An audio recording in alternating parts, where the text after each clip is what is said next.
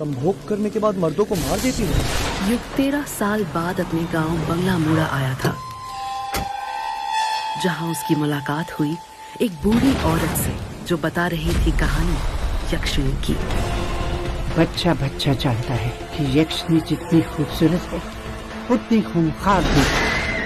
पहले तो वो अपनी खूबसूरती का रंग दिखाती है, फिर संभोग करती है और उसके बाद देती है मौत। तो क्या वो एक डायन है काकी? ना वो डायन है, ना भूत है, ना कोई प्रेत आत्मा। वो यक्षिणी है।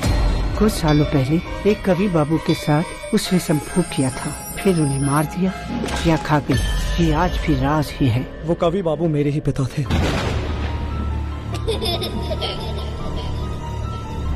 इसलिए मैं बंगला मुड़ा आया हूँ। मैं उस यक्षिणी को मार डालूंगा। वो कोई इंसान नहीं जिससे मारा जाए, और वैसे भी अब वो शांत हो गई है जब से उसने तुम्हारे पिता के साथ संभोग किया है। अगर वो शांत हो गई थी तो उसने मेरे पापा को क्यों मारा? वो तो इस ग्रेवयार्ड कोठी में ही जाकर पता चलेगा, जो 13 सालों से बंद है।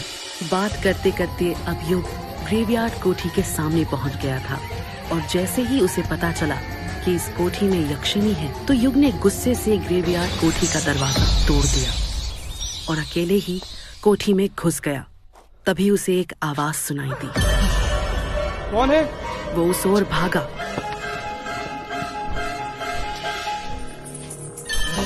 ए, कौन है?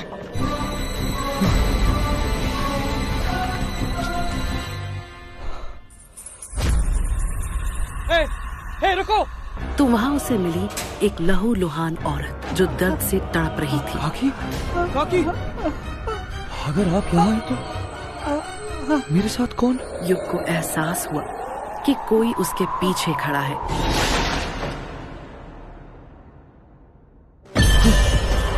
आ गया तुम। तेरा ही तो इंतजार था।